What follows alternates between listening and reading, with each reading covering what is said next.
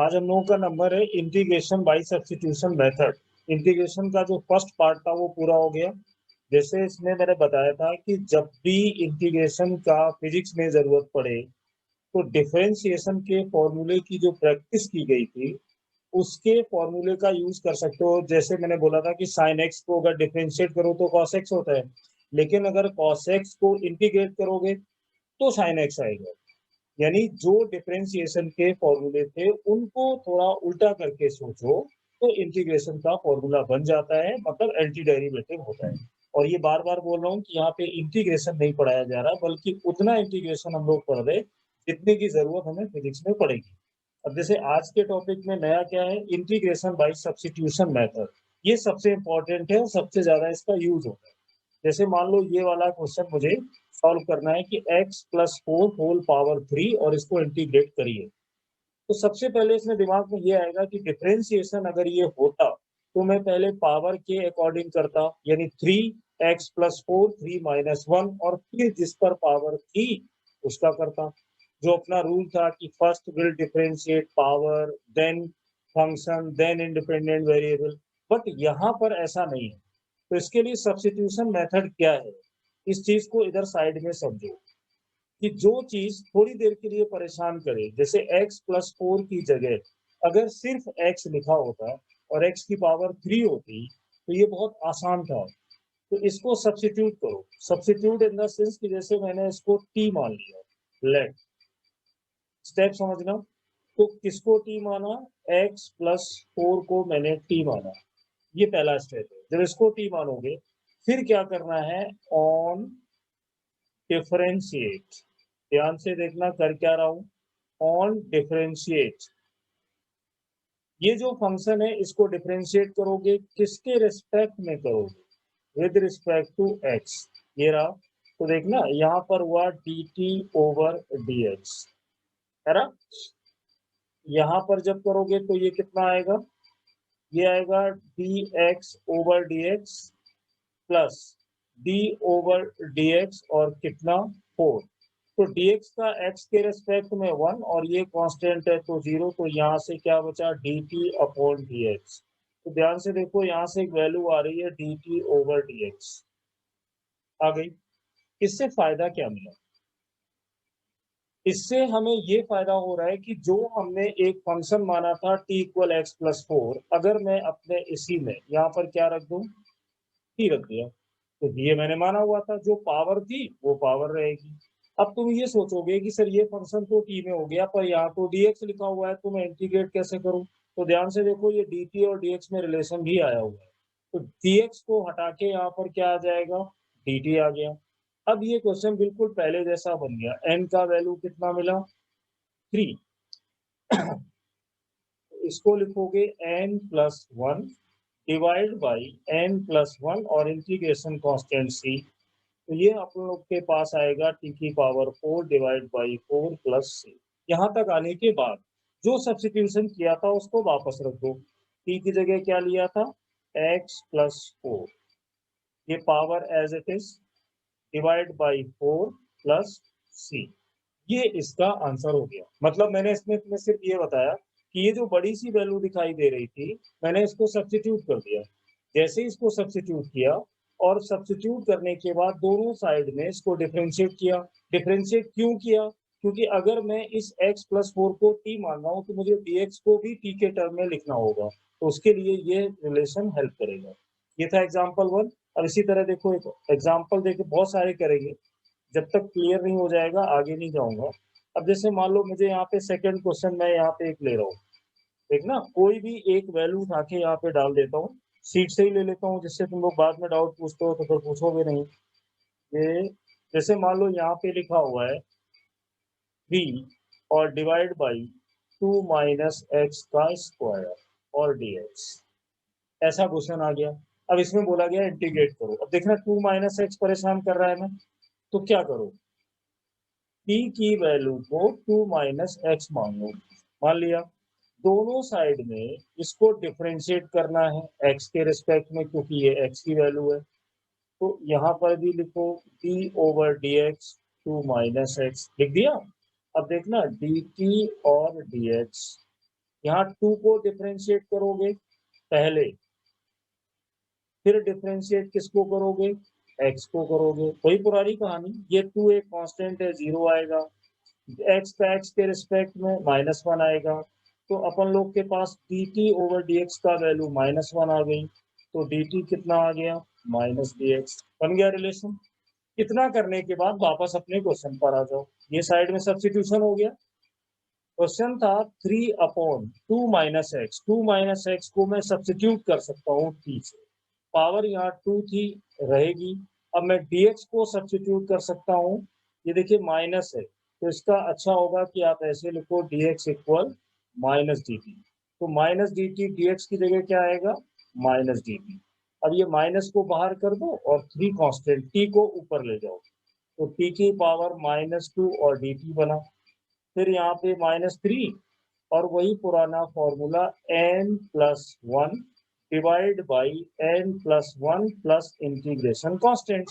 अब ये देखिए 2 से 1 जाएगा, माइनस का 1, ये माइनस माइनस प्लस हो गया, यहाँ रह गया 3t-1 प्लस c, यानी इसका आंसर आ गया 3/t प्लस c। हो गया इजिली सॉल्व।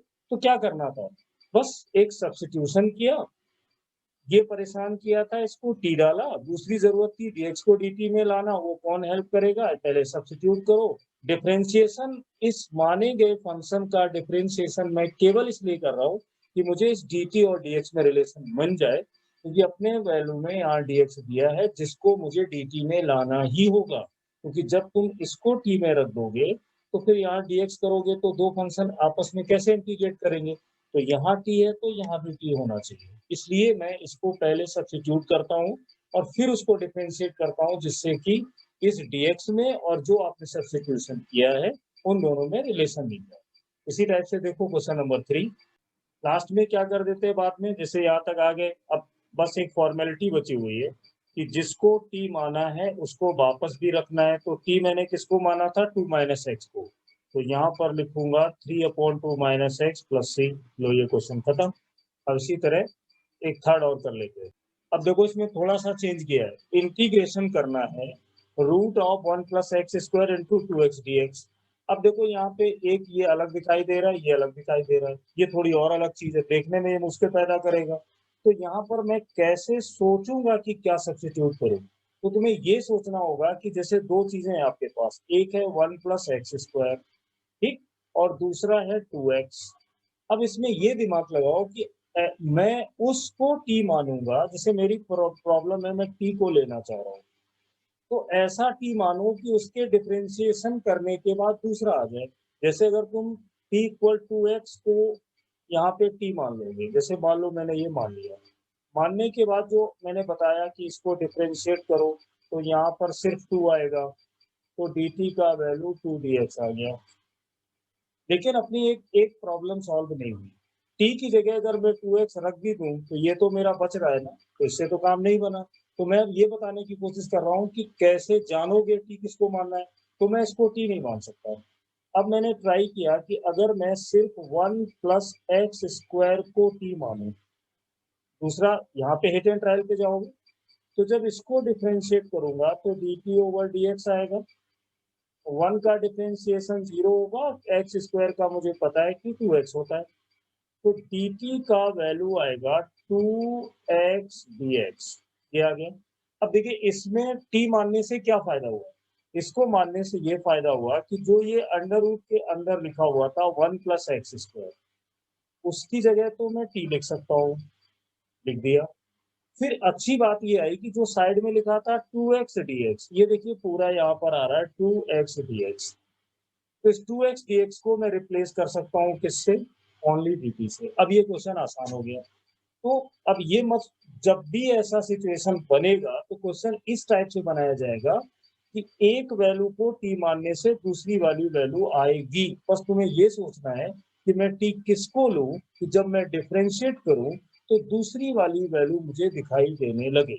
अब आगे बढ़ो, जैसे ये √t लिखा हुआ है तो इसको 1/2 कर लो और ये dt कर लो, क्योंकि रूट का मतलब यही होता है। अब आसानी से ये n का वैल्यू फिर से मिल गया, तो फॉर्मूला क्या कहता है, n+1 डिवाइड बाई n+1 और इंटीग्रेशन कांस्टेंट अगर लिमिट ना दी जाए तो ऊपर सॉल्व करो तो कितना आएगा 3/2 डिवाइड बाई क्या होगा 3/2 और ये हो गए प्लस। अब इसको जब सॉल्व करोगे तो ये लिखोगे 2/3 t का पावर 3/2 और प्लस का c। अब क्या करना है, वही फॉर्मेलिटी, मुझे आंसर देना है। तो 2/3 जहां पे t लिखा हुआ है, t किसको माना था 1+x² को, तो t की जगह उठा के उसी को रख दो 1+x², पावर हो गई 3/2 और प्लस का हो गया c। तो ये इस क्वेश्चन का आंसर बन गया। तो सब्स्टिट्यूशन में एक चीज हमने नहीं सीखी। अब इसी तरह एक एग्जांपल नंबर 4 करके देखते हैं। अब इसमें देखो जैसे लिखा हुआ sin 2x और dx, अब मुझे इसको इंटीग्रेट करना है। तो तुम्हारे दिमाग में आएगा कि सर ने मुझे बताया था कि अगर sin x dx लिखा हो तो उसका integration -cos x plus c होता है, पर ये नहीं बताया था कि अगर x के साथ कुछ मल्टीप्लाई हो तो उसका क्या करेंगे। बिल्कुल सही बात है। तो इस चीज को मुझे सोचना है सब्स्टिट्यूशन से। अब देखना, तो मुझे 2x परेशान कर रहा है, मैंने t को सब्स्टिट्यूट कर दिया 2x के साथ। जैसे ही सब्स्टिट्यूट किया मैं इसको दोनों तरफ डिफरेंशिएट करूंगा d/dx, तो यहाँ 2 आएगा और dx, जब dx ये निकालोगे x के रिस्पेक्ट में, x को डिफरेंशिएट करोगे तो सिंपल है कि 1 आएगा, तो यहाँ पे वैल्यू आएगी 2। तो dt कितना हुआ 2dx हुआ, है ना। लेकिन यहाँ पर मैं देख रहा हूँ केवल dx लिखा हुआ है, तो कोई बात नहीं, अगर मैं सिर्फ dx की वैल्यू निकालूं तो कितनी आएगी dt/2 बन गया। अब अपने क्वेश्चन पर जाओ, तो जहां पे साइन लिखा लिख दिया, जो 2x लिखा था इसको मैंने सब्स्टिट्यूट किया हुआ है, तो क्या लिख दिया t। dx को भी सब्स्टिट्यूट करना है, कितना लिखोगे, तो यहाँ पर आएगा dt/2। अब ये 1/2 तो कांस्टेंट है, बाहर चले गए, अंदर क्या बचा, अंदर बचा सिर्फ साइन t और dt। अब 1/2 साइन का इंटीग्रेशन सोचो, माइनस का cos x होता है, ये मैंने फॉर्मूले में बताया। कि यहाँ लिखोगे -cos t और integration constant c, minus sine यहाँ पर आ गए, कॉस लिख दिया। अब सोचो कि t जो माना था उसको वापस भी करना है, क्या माना था 2x, तो यहाँ पर आएगा 2x और ये हो गया प्लस का c। सिंपली सॉल्व, ये साइन x हो गया। मान लो इसी टाइप से अगर मैं एक और क्वेश्चन दूं, यहाँ पे लिखा होता integration of cos ax into dx। अब ये मैंने cos के टर्म में लिखा, तो फिर वही नई चीज आ गई, यहाँ पर ax परेशान कर रहा है, तो मैं t किसको मानूं, ax को मान लिया। फिर दोनों तरफ इसको डिफरेंशिएट किया, dt/dx a कांस्टेंट है, डिफरेंशिएशन में करूंगा, x का जो वैल्यू आती है 1 यानी a रह गया, तो dt का वैल्यू हुआ dx और a का मल्टीप्लाई, a को इधर भेज दो तो ये आ गया। इधर क्यों भेजा, क्योंकि यहाँ पर dx अकेला था, तो मुझे अकेले dx की वैल्यू चाहिए। फिर देखिए अगले स्टेप में क्या हुआ, cos को एज इट इज लिख दो, ax की जगह आपने सब्स्टिट्यूट किया t, dx जहाँ लिखा है वहां पे लिखोगे dt/2, तो 2 को इधर लिख दो। अब ये सिर्फ सोचो कि cos का इंटीग्रेशन होता क्या है, तो फॉर्मूला क्या है, cos का इंटीग्रेशन करते हैं तो प्लस का साइन आता है, तो 1/2 और साइन t प्लस c, तो 1/2 इसमें साइन t का वैल्यू कितना माना था ax, तो यहाँ ax कर दिया। अब ध्यान से देखो, हम लोगों ने यहाँ पे जब किया था तो ये a आया था, बाई मिस्टेक मैंने यहाँ 2 लिख दिया, लेकिन जब ये a आया तो dt/a है, तो यहाँ dt/a लिखना चाहिए, मुझे 2 नहीं लिखना चाहिए। तो ये क्या आया a, ये a प्लस c, तो इसका फाइनल आंसर क्या बनेगा 1/a sign ax plus c। अब इन दोनों क्वेश्चन से कुछ सीखो, हम लोग एक डायरेक्ट फॉर्मूला यहाँ पे बना सकते हैं। जैसे मैंने यहाँ देखा साइन में 2x था, 2 वेरिएबल था, देखिए इसका आंसर क्या आया 1/2 यहाँ पे आ रहा है, इसके साथ में a का वेरिएबल के साथ a का मल्टीप्लाई था, तो यहाँ पर देखो 1/a आ रहा है। बाकी cos का सिंपल सा ये इंटीग्रेशन लिखा है साइन, और ये देखिए साइन का इंटीग्रेशन लिखा हुआ है माइनस cos। तो यानी कहने का मतलब ये है कि अगर कभी फ्यूचर में ऐसा आता है कि साइन 5x और मुझे इसको dx करना है, तो मुझे दिख गया कि वेरिएबल के साथ पाइप का मल्टीप्लाई है, तो सब्स्टिट्यूशन का टाइम बचा सकते हो। तो मुझे पता है कि 1/5 तो पहले आएगा ही आएगा, जो वेरिएबल के साथ मल्टीप्लाई होगा वो 1 में आएगा। और फिर सोचना साइन का इंटीग्रेशन क्या है, तो माइनस, यहाँ पर लिख देना कॉस और 5x को एज इट इज प्लस सी, तो डायरेक्ट भी कर सकते हो। ये मैंने क्या बताया। अच्छा चलो इसको ना बोर्ड पे एक बार और अच्छे से बताते हैं। जैसे मान लो यहाँ पे लिखा हुआ है साइन पाई एक्स और dx, और मुझे कहीं फिजिक्स में पढ़ते पढ़ते ये इंटीग्रेशन दिख गया। अब मुझे जल्दी से करना है, तो मुझे याद आ गया कि जो मेरा फॉर्मूला वेरिएबल के साथ जो मल्टीप्लाई होता है सब्स्टिट्यूशन करने के बाद, वो 1 में आता है। लिख दो, लिख दिया। फिर ये सोचो साइन का इंटीग्रेशन क्या होता है, तो माइनस होता है कॉस। इंडिपेंडेंट वेरिएबल जो लिखा है उसको फिर से लिख दो, पाई एक्स और प्लस का सी। इसका फाइनल आंसर हो गया -1/पाई कॉस पाई एक्स प्लस सी। आ गया आसानी से। ऐसे ही मान लो कोई क्वेश्चन यहाँ पे बनाता है और वो लिख देता है कि सेक स्क्वायर 3 थीटा और इंटीग्रेशन का साइन और डी थीटा, मान लो ऐसे लिख दिया। अब तुम्हें इसी ट्रिक को यहाँ पर अप्लाई करना है। तुमने ये देखा कि यार जो वेरिएबल है ना थीटा, इसके साथ 3 का मल्टीप्लाई है जो कि वेरिएबल है, तो ये तो पहले आएगा, ये 1/3 आ गया। फिर सोचो कि सेक स्क्वायर, इसका इंटीग्रेशन, इसका फॉर्मूला क्या होगा, तो याद आएगा कि जब हम टेन थीटा को डिफरेंशिएट करते थे तो सेक स्क्वायर थीटा आता था, और ये एंटी डेरिवेटिव होता है, तो सेक स्क्वायर का इंटीग्रेशन 10 होना चाहिए। तो यहाँ पर लिखो 10, इंडिपेंडेंट वेरिएबल जैसा था वैसा लिख दिया, इंटीग्रेशन कांस्टेंट, लो आंसर आ गया। तो इस तरह से ये, अब इससे तुम्हें एक रिजल्ट लिखना हो तो मैं ये सीख पाया कि अगर साइन ax लिखा हुआ है और मुझे dx करना है, तो ये फॉर्मूला बन सकता है कि 1/a लिखो, माइनस लिखो, cos लिखो, ax लिखो, प्लस c लिखो। अगर कहीं ऐसा लिखा है जैसे cos bx dx, तो वेरिएबल के साथ b का मल्टीप्लाई है, पहले b लिख दो, cos का इंटीग्रेशन लिख दो, dx को एज इट इज छोड़ दो और प्लस का c कर दो। तो ये एक तरीके से एज ए फॉर्मूला यूज हो सकते हैं।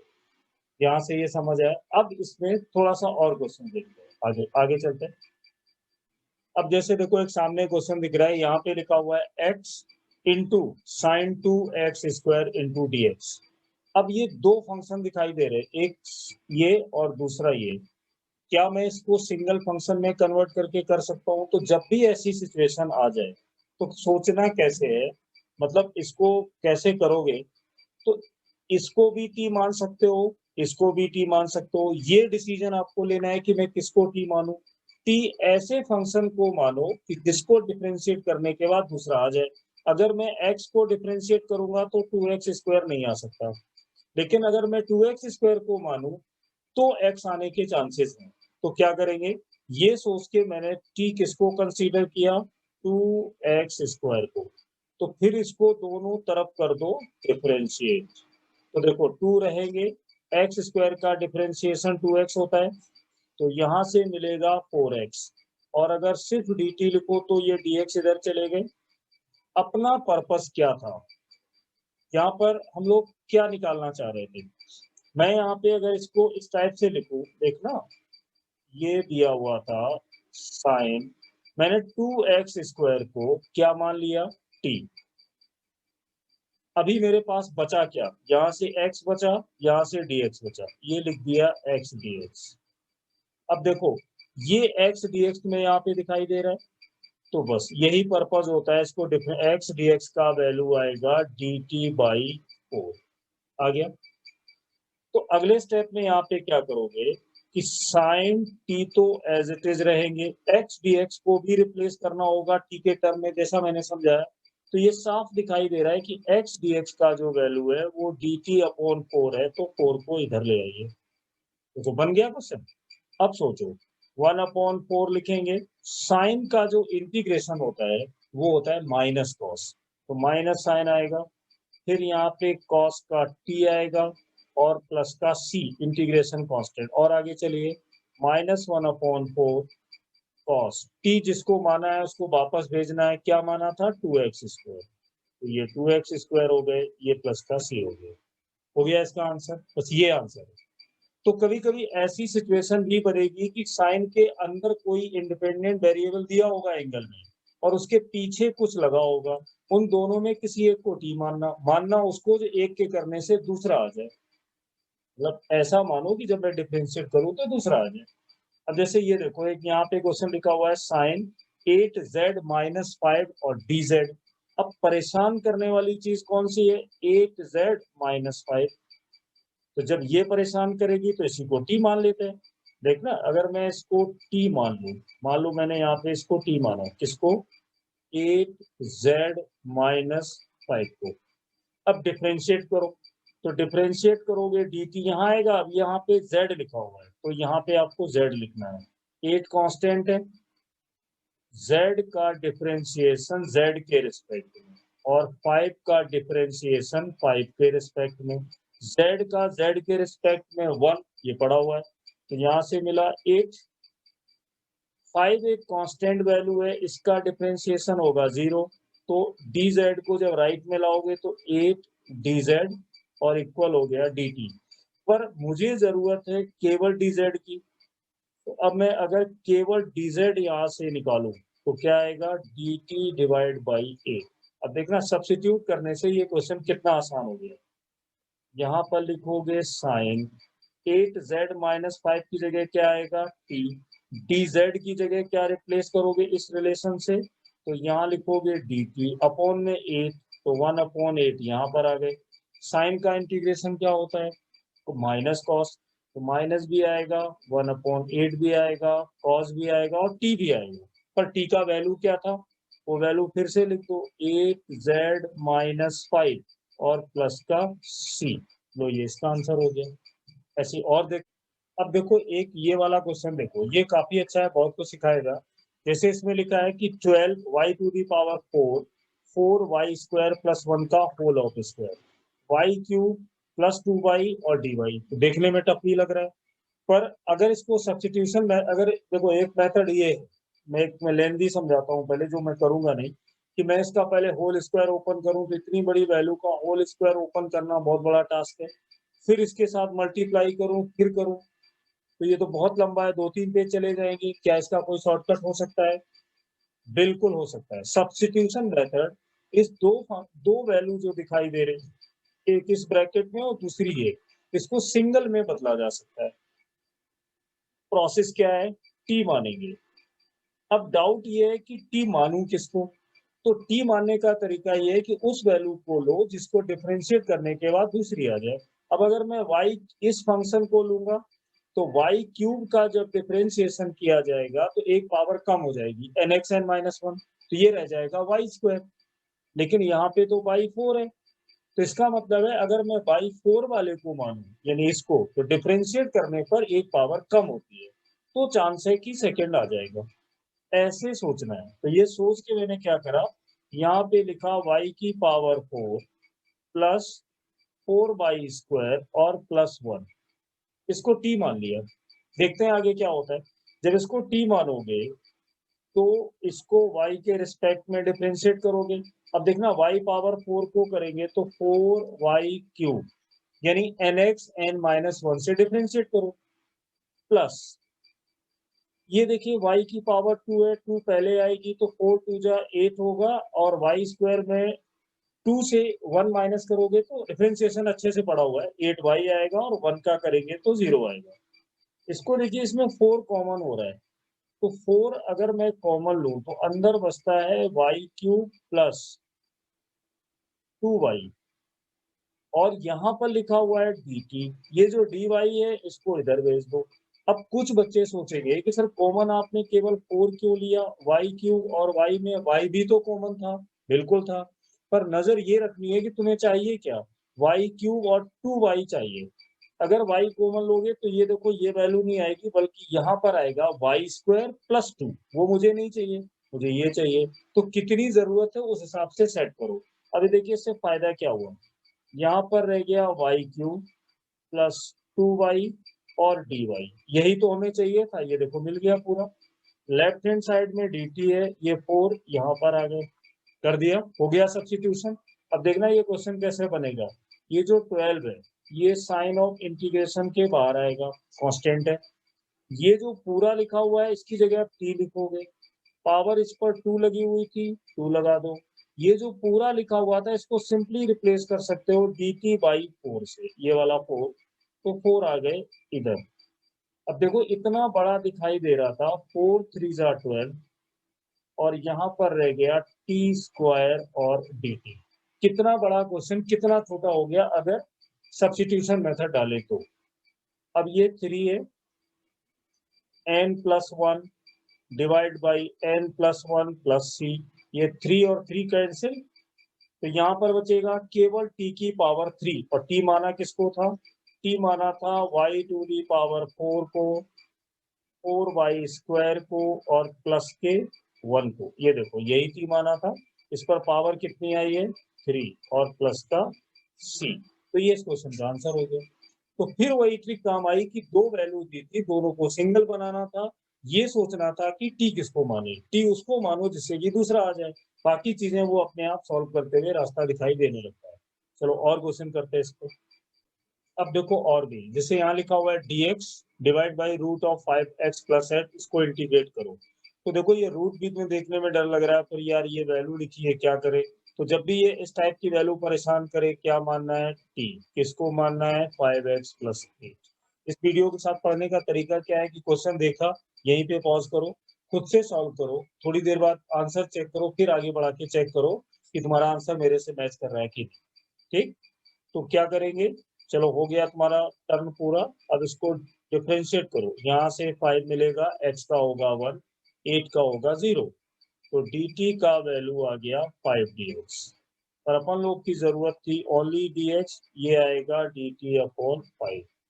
लो, dt और dx में रिलेशन भी आ गया और सब्स्टिट्यूशन भी हो गया। जरा यहाँ पर यूज करना है इसको, तो जब यूज करोगे तो जो dx दिखाई दिया उस dx की जगह क्या लिख देना है dt, अपॉन में 5 है, कांस्टेंट वैल्यू है, बाहर लिख दो, अंडर रूट लगा दो, और इस पूरी 5x प्लस 8 की जगह लिख दो t।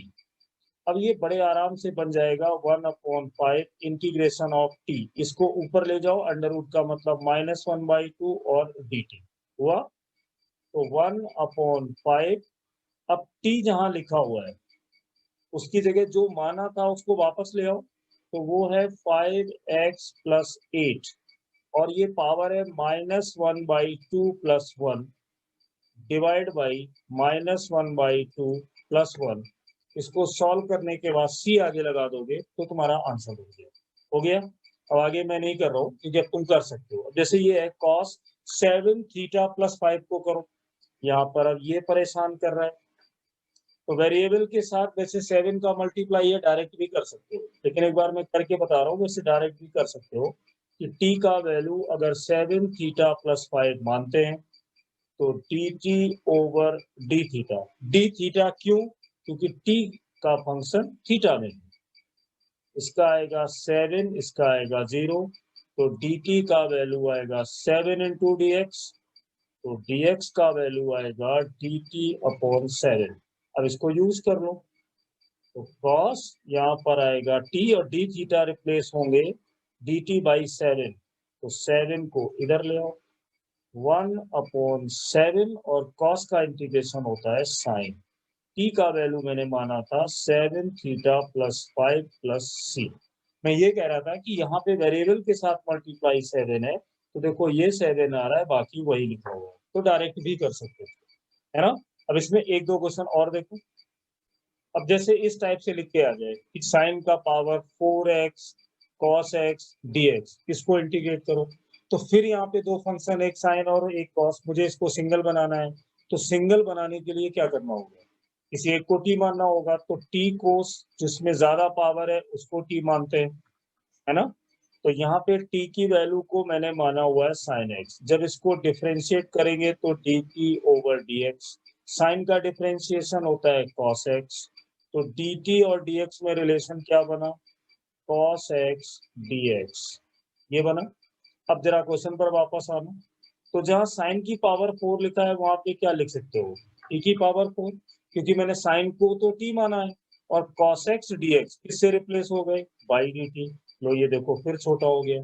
तो सब्स्टिट्यूशन मेथड बड़े से इंटीग्रेशन को बहुत छोटा कर देता है। तो क्या करना है, n का वैल्यू 4 मिल रहा है ना, तो इसको n+1 वही, तो t की पावर 4 + 1 डिवाइड बाई 4 + 1 और प्लस का c। तो t किसको माना था, साइन को। अब ये साइन पर पावर कितनी बनेगी, 5, तो यहाँ 5 और ये x डिवाइड बाई 5 + c। ध्यान रहे ये पावर साइन पर थी, इंडिपेंडेंट वेरिएबल पर नहीं। तो ये हो गई साइन 5 और x, ये हो गया। बड़े आराम से सॉल्व।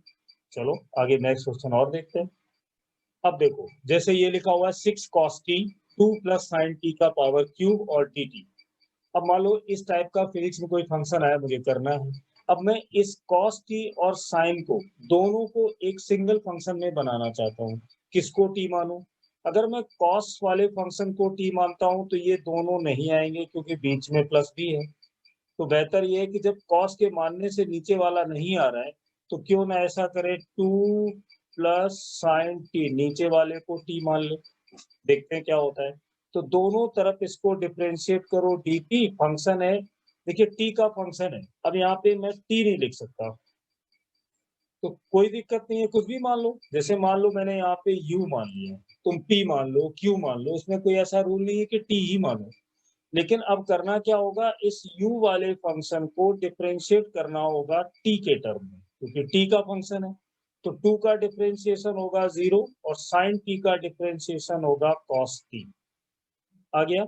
तो यहां से देखो एक रिलेशन आ रहा है कि cos t dt equal du। आ गया। अब जरा इधर आइए, 6 तो कांस्टेंट है, इसको बाहर लिख दो। जो cos t dt है, cos t dt, देखो cos t dt उसकी जगह क्या लिख सकते हो, du। 2 + sin t, 2 + sin t को क्या माना था, u। तो यहाँ पर क्या कर दिया, u। इस पर पावर कितनी थी, 3। अब देखो 6 आ गए, इंटीग्रेशन के अंदर ये -3 बना और ये du बना। n का वैल्यू अपन लोग के पास -3 आ गया, तो 6 u n+1 divide by n+1 + c। यहाँ से सॉल्व करोगे तो -2 आएगा, वो 6 को काट देगा तो आएगा -3। u का वैल्यू आएगा -2 प्लस का c, तो -3/u² और प्लस का c। तो आंसर हुआ -3/u²। u किसको माना था, u माना था 2 + sin t और पावर कितनी आई है, 2 और प्लस का c। तो ये जो सब्स्टिट्यूशन है, बार बार वही बता रहा हूँ कि दो फंक्शन को एक बनाओ और रखते जाओ, टी कैसे मानना है, दोनों को डिफरेंशिएट करना है और फटाक से इसको उठा के सॉल्व कर देना है। चलिए अब इस सेगमेंट का एक लास्ट क्वेश्चन देखते हैं। अब देखो ये जो फंक्शन है sin² x dx, इस टाइप का अभी नहीं किया, क्या इसको भी कुछ कर सकते हैं? देखो इस टाइप के क्वेश्चन में पावर 2 आ रही है, तो अब साइन को अगर t मानेंगे तो कोई फायदा नहीं है, क्योंकि दूसरा साइन को t मानते ही cos आएगा, तो फिर यहाँ cos dx तो है ही नहीं। तो ऐसे क्वेश्चन में थोड़ी सी ट्रिग्नोमेट्री की हेल्प लेनी होगी। ये देखिए cos 2x मैंने पढ़ा था, cos² x - sin² x trigonometry. तो यहाँ पर है sin² x, यानी राइट हैंड साइड में मुझे सिर्फ साइन चाहिए, तो इसको sin² x और sin² x। ध्यान से देखो तो ये आएगा 1 - 2 sin² x और इक्वल किसके था, cos 2x। तो अगर मैं sin² x की वैल्यू निकालूं तो ये इधर आया, तो ये आएगा 1 - cos 2x और साथ में ये 2 भी थे, तो 2 यहाँ भी रहे होंगे, इस पूरे को डिवाइड कर दो। अब मैं ये जो ऊपर फंक्शन दिया था इसको लिख सकता हूँ, जो ये 2 आ रहा है इसको तो लिख दो बाहर, अंदर क्या आएगा 1 - cos 2x और dx। अब ये आसान हो गया, देखना 1/2 को यहाँ रखेंगे, इंटीग्रेशन करोगे 1 का, फिर इंटीग्रेशन का साइन लगा के किसका करोगे, cos 2x और dx का। ये ऐसे करा जाता है, यानी पहले sin² को इस फंक्शन की वैल्यू को डालकर ये निकाला, sin² को रिप्लेस कर दिया। अब 1 का अलग यानी इधर से साइन का इंटीग्रेशन, उधर से dx का मल्टीप्लाई करो, तो 1 dx। अब देखना 1/2 1 का dx का इंटीग्रेशन होता है x, और cos 2x का क्या है, देखिए वेरिएबल के साथ 2 का मल्टीप्लाई, तो पहले 1/2, फिर cos का इंटीग्रेशन प्लस साइन होता है, independent variable as it is हो गया, 1 dx का x, cos 2x का 1/2 sin 2x, और यहाँ पे लगा दो प्लस c, ये है 1/2, ये उसका आंसर हो गया। इसी टाइप से जैसे मान लो मैंने यहाँ दूसरा लिखा हुआ था कि cos स्क्वायर 2x का करो, तो इसी फॉर्मूले से फिर सोचो कि cos 2x इक्वल होता है cos square x sin square x। अब राइट हैंड साइड में सिर्फ cos रखो, तो cos स्क्वायर x, जहां पे sin स्क्वायर x लिखा हुआ है उसकी जगह लिख सकते हो 1 माइनस कॉस स्क्वायर x। ये ट्रिग्नोमेट्री में खूब पढ़ा हुआ है, ये माइनस अंदर जाएगा तो ये cos प्लस हो जाएंगे, ये cos स्क्वायर x, ये cos स्क्वायर x मिलके हो गए 2 cos स्क्वायर x और माइनस का 1, तो सिर्फ cos स्क्वायर x कितना होगा, 1 को इधर ले आओ तो ये बनेगा 1 प्लस cos 2x, ये वाला 2 जो था उसको डिवाइड कर दो, फिर उसी टाइप का कुछ बन के आया। इस प्रॉब्लम में तो ये 1/2 आया, इसको बाहर लिख दो, जो cos स्क्वायर x आया उसकी जगह क्या लिख सकते हो, ये पूरा, तो ये फिर से आ गया 1 प्लस cos 2x और dx। आ रहा है बन के बड़े आराम से। अब मुझे इसको इंटीग्रेट करना है, तो 1/2 को अलग कर दो, फिर 1 का पहले करोगे dx के रिस्पेक्ट में तो x आएगा, फिर cos का करोगे वेरिएबल के साथ 2 का मल्टीप्लाई, तो 1/2 cos का क्या होता है sin, और ये 2x और ये प्लस का c, तो ये हो गया। तो ये जो इंटीग्रेशन था आज हम लोगों ने खत्म किया है इंटीग्रेशन बाय सब्स्टिट्यूशन मेथड, कि दो फंक्शन दिए हैं, दोनों को सिंगल बनाओ, t कैसे लेना है, कैसे उसमें रखना है, यहाँ तक आ गए। इसके बाद वाला जो अपलोड करूंगा उसमें आएगा इंटीग्रेशन, डेफिनेट इंटीग्रेशन, जिसकी फिजिक्स में सबसे ज्यादा जरूरत पड़ेगी लिमिट के साथ, कि लोअर भी दिया होगा अपर भी दिया होगा, फिर क्वेश्चन सॉल्व करेंगे। ठीक।